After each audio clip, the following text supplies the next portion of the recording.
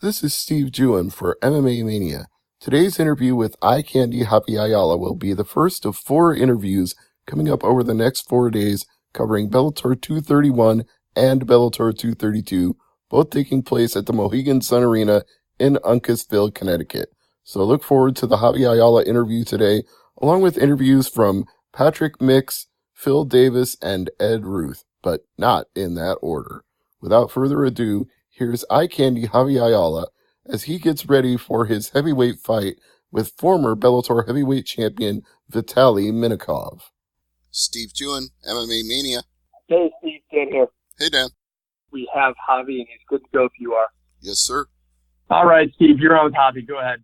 All right. Javy Ayala, this is Steve Jewin from MMA Mania, and it's a pleasure to talk to you again. How are you doing today? I'm doing pretty good, Steve, and yourself?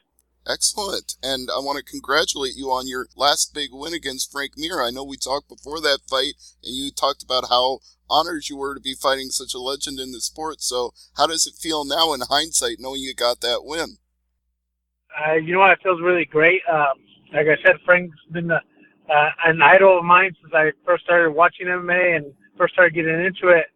And to be able to go in there and have a win against him, it makes me feel really good. Yeah, and it puts you in a great position here coming up at this Bellator fight in Uncasville because you're getting another legend in Vitaly Minakov, a former Bellator heavyweight champion. Yeah, you know what? I'm actually super excited for this fight. I knew when I first started with Bellator, I was like, you know what? I'm going to fight him one day. When he was a champ, I was like, you know what? I'm going to end up fighting him. And sure enough, now it's came to be. Although it's interesting that he had a few years off in between, got stripped of the title, came back, now he's looking better than ever, but for a while there, it seemed like he didn't even want to fight in Bellator. Yeah, that's what I was hearing as well and seeing and kind of noticing. So what do you think changed his mind? What do you think lured him back? You know what, I feel like because Bellator's a great organization, I think he finally came to his senses and seen that, and he realized it's a good place to fight for.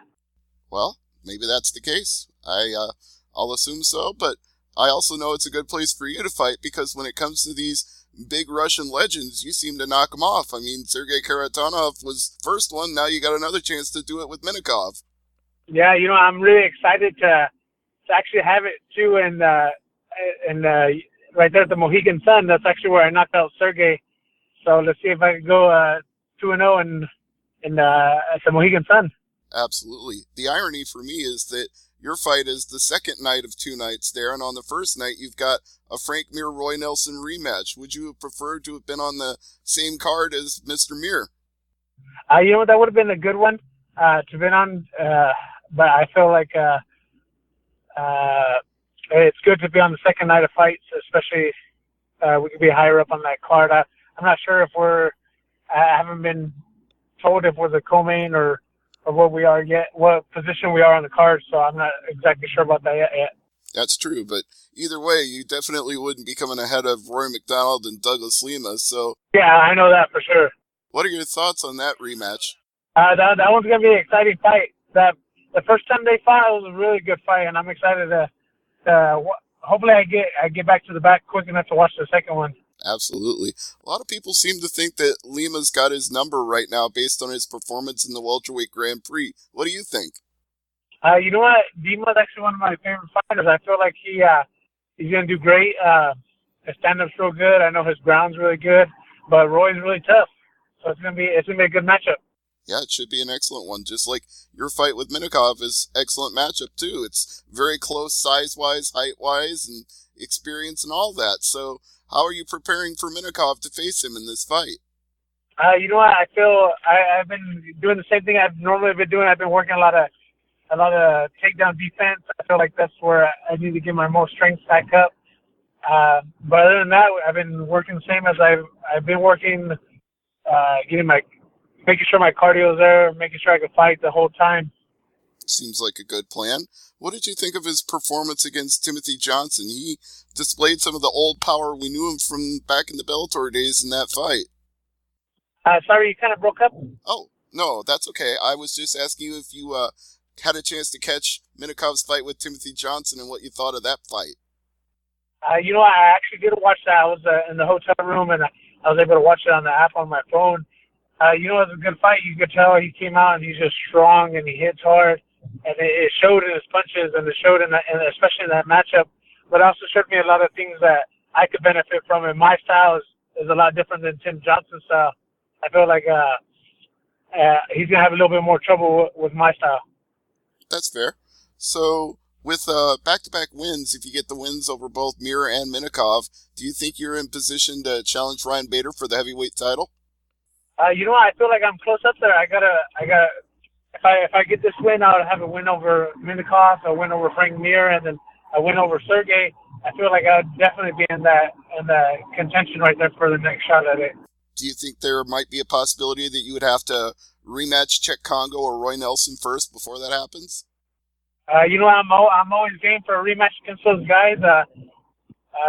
Czech ended quick, so I didn't really have a chance to showcase my skill set.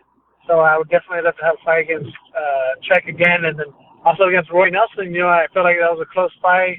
He beat me by a few takedowns, and that's something I've been working on. And hopefully, I get another rematch against that, and I can show what I can do now. In a way, it's almost like you're getting to scout that rematch by watching the Mir Nelson fight. You might be able to pick up a few pointers from it. Yeah, that's true. That's real true. What other fights are you looking forward to this big weekend in Uncasville? You know what? There's the two main events are going to be excited. I seen that Paul Daly's on the card. He's always an exciting fight. Absolutely, yeah. And Sabah Humasi is not somebody he can just look past either. I know Paul is a fearsome striker. He's got that nickname Zemtex, but Sabah has shown some durable power in his own right. Yeah.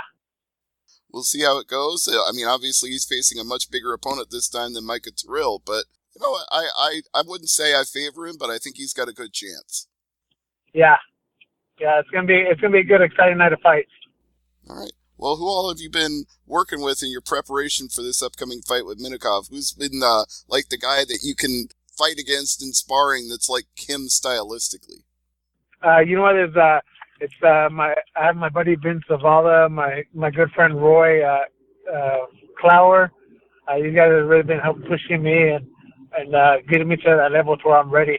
And then my coaches, my striking coach Jim Encinas, and my ground coach Paul Estrada, and then also my cousin Joe Soto. These guys have really been getting me ready, and I feel great, and I'm excited for this fight. Absolutely. We're excited to see it too. So I'm wondering, with the mention of takedown, you've been working on your takedown defense, something you brought up several times. Is that something that you think Minakov is going to go for? Do you expect him to try to shoot for a takedown right away? You know, I don't expect that from him, especially watching his style, but I want to be ready for wherever the fight goes. Like, especially when I was fighting against Roy, I felt like if I would have been anticipating more takedowns, I would have been able to stop a lot more. But I'm not going to make that same mistake for this fight.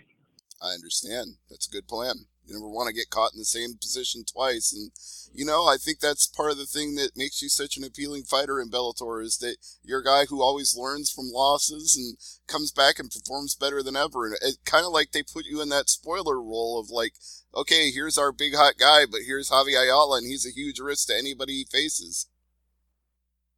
Yeah, that's what I feel like. I feel like I'm one of those guys that comes in and I'm game to fight anybody and take on anybody. Yeah, and it pays off. You've had some great performances over the years, and we're looking forward to another one with Vitaly Minakov here. So let me give you a chance to plug anything you want to plug, Javy, any sponsors, anything you want to mention, and then I'll let you go. Yeah, you know what? I just like to thank pretty much all my sponsors that really have supported me this whole time, and then all my training partners, my coaches that put in a lot of time and a lot of work to help me out and get me ready. All right, and of course they can follow you on social media as well, right? iCandy Ayala.